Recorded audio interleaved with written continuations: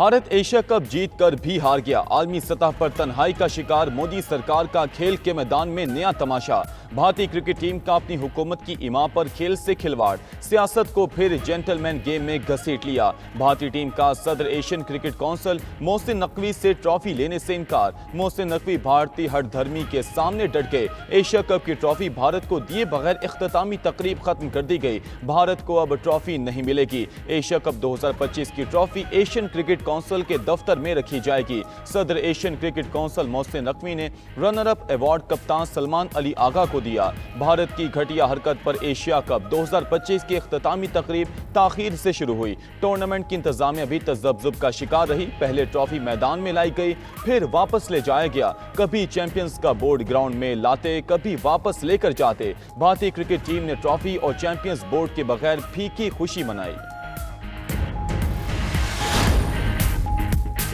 मोदी सियासत बचाने के लिए अमन के इम्कानात को खत्म कर रहा है। वजीर दिफा ख्वाजा आसिफ का एक्स पर पैगाम लिखा, इज्जत इस तरह बहाल नहीं होती। पाक भारत जंग का स्कोर 6-0 पत्थर पर कुनिंदा हो गया। मोदी भारत और दुनिया दोनों में ख्वार हो गया। तमाम इज्जतों का मालिक परवरदिगार है।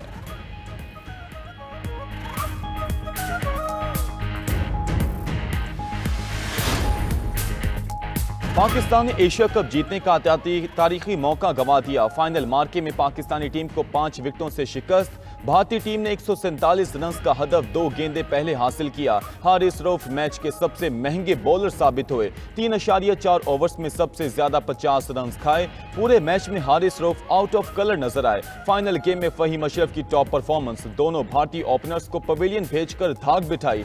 फहीम अशरफ ने भारतीय बैटर अभिषेक शर्मा को 5 रन से आगे ना बढ़ने दिया। शुभमन गिल की इनिंग्स भी सिर्फ 12 रन पर ही समेट दी। पाकिस्तान ने भारत की पहली विकेट 7, दूसरी 10 रन पर गिराई।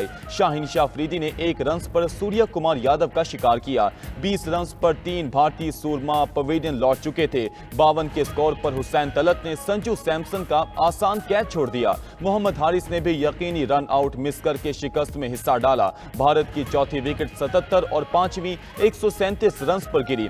फहीम अशरफ ने 3, शाहीन शाह अफरीदी और अबरार अहमद ने 1-1 विकेट हासिल की। भारत की तरफ से तिलक वर्मा 53 गेंदों पर 69 रन बनाकर नाकाबिल शिकस्त रहे और अपनी टीम की जीत में अहम किरदार अदा किया।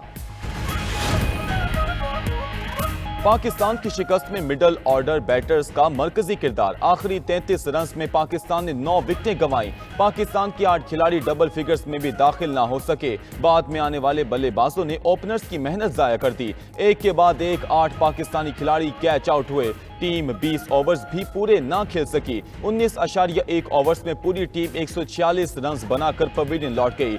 1 डाउन पर आने वाले साइम अयूब एक बार फिर अच्छी इनिंग्स ना खेल सके। साइम अयूब 11 गेंदों पर 14 रन बनाकर कैच आउट हो गए। हुसैन तलत ने भी खुद को नाकाम बल्लेबाज साबित किया। हुसैन तलत भारत के खिलाफ अहम मैच में सिर्फ 1 रन बना सके। पाकिस्तान की पहली विकेट 84 रन पर गिरी। इसके बाद विकेटों की झड़ी लग गई। मोहम्मद हारिस, फहीम अशरफ और शाहीन शाह अफरीदी खाता ही ना खोल सके।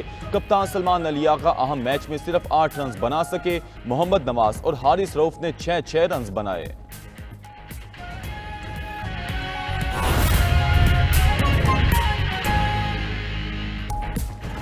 ट्रंप से मुलाकात के बाद पाक अमरीका ताल्लुकात में मजीद मजबूती आएगी। वाशिंगटन में अमरीकी सदर डोनाल्ड ट्रंप से इंतहाई मुफीद मुलाकात हुई। वजीर आजम शहबाज शरीफ का लंदन में समुंदर पार पाकिस्तानियों से खिताब।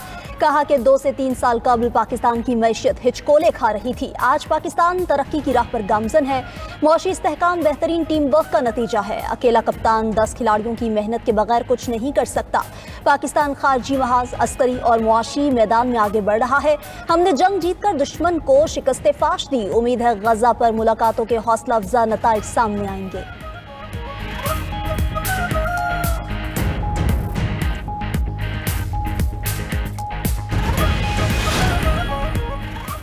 कई मुल्क पाकिस्तान से दिफाई मुआहिदा करना चाहते हैं। पाक सऊदिया मुआहिदा दोनों मुल्कों के लिए मुफीद है। वजीर खारजा इसहाक डार की लंदन में सहाफियों से गुफ्तगू। कहा कि पाकिस्तान सऊदी अरब मुआहिदे में 1.5 साल लगा। पाकिस्तान ने मार्का हक में खुद को साबित किया। अब मुआशी ताकत बनने का वक्त है।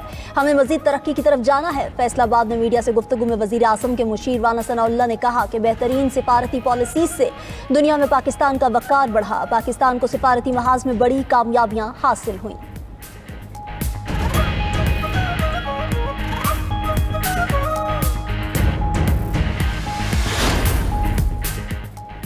مودی اقوام عالم کا سامنا کرنے سے ڈر گیا۔ بھارتی وزیر اعظم کی سبکی کے ڈر سے یو این جنرل اسمبلی اجلاس میں عدم شرکت۔ اپنی جگہ بھارتی وزیر خارجہ جے شنکر کو خطاب کرنے بھیج دیا۔ بڑے فورم پر بھی بھارتی وزیر خارجہ کی ڈھٹائی برقرار۔ مقبوضہ کشمیر میں ریاستی دہشت گردی کا معاملہ گول کر گئے۔ اقوام متحدہ کے باہر کشمیریوں اور سکھوں کا بڑا مظاہرہ۔ بھارتی ریاستی دہشت گردی کو بے نقاب کیا۔ مظاہرین کے مودی قاتل اور مقبوضہ کشمیر کو آزادی دو کے نعرے۔ کہا کہ مقبوضہ کشمیر میں ظلم و جبر کا دور جلد ختم ہوگا۔ اقوام متحدہ کی قراردادوں کے مطابق حق خود ارادیت لے کر رہیں گے۔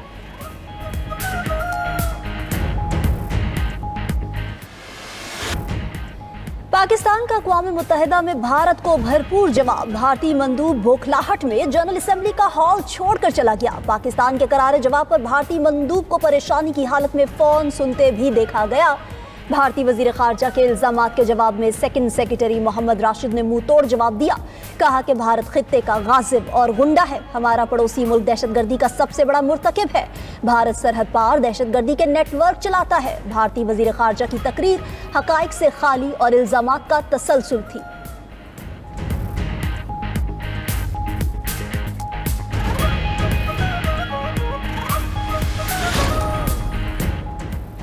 امریکہ نے مسئلہ کشمیر کے پرامن حل کی خواہش ظاہر کر دی۔ امریکی محکمہ خارجہ کا کہنا ہے کشمیر پاکستان اور بھارت کے درمیان براہ راست مسئلہ ہے۔ پاک بھارت جنگ بندی میں امریکہ نے مدد کی۔ کشمیر پر ثالثی کی پیشکش کی گئی تو ہم تیار ہیں۔ مطلوب دہشت گرد حوالے کرنے پر پاکستان کے شکر گزار ہیں۔ 13 امریکیوں کو قتل کرنے والے دہشت گرد کی حوالگی تعلقات کی اچھی شروعات تھی۔ ہم ریکارڈنگ سمیت دیگر منصوبوں میں سرمایہ کاری کے مواقع دیکھ رہے ہیں۔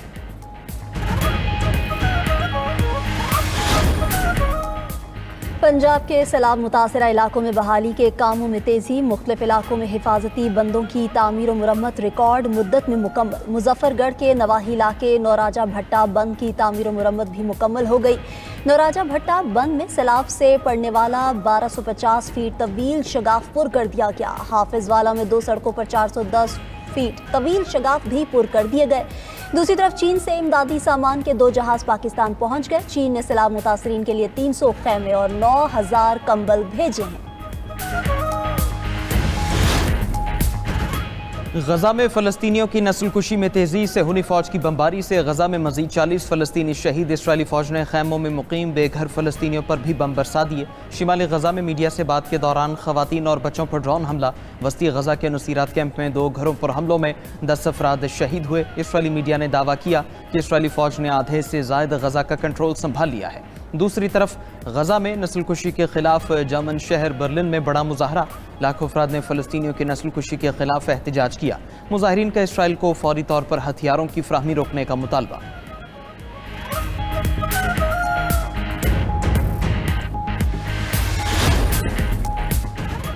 ہمارے پاس مشرق وسطیٰ میں امن و استحکام کے لیے تاریخی موقع ہے۔ امریکی صدر ڈونلڈ ٹرمپ کا ٹروتھ سوشل پر اہم پیغام۔ لکھا کہ فریقین پہلی بار کسی خاص اور اہم منصوبے پر ایک ساتھ ہیں۔ ہم یہ کر کے دکھائیں گے۔ دوسری طرف حماس کا کہنا ہے کہ غزہ سٹی میں اسرائیلی حملوں کے بعد 2 یرغمالیوں سے رابطہ منقطع ہو گیا۔ یرغمالیوں کی حفاظت کے لیے اسرائیلی فوج سے بمباری روکنے کا مطالبہ۔ حماس جنگ بندی کی امریکی تجویز پر مثبت رویہ اپنانے کے لیے تیار۔ مستقل جنگ بندی اور اسرائیل کے غزہ سے انخلا کی حمایت کرتی۔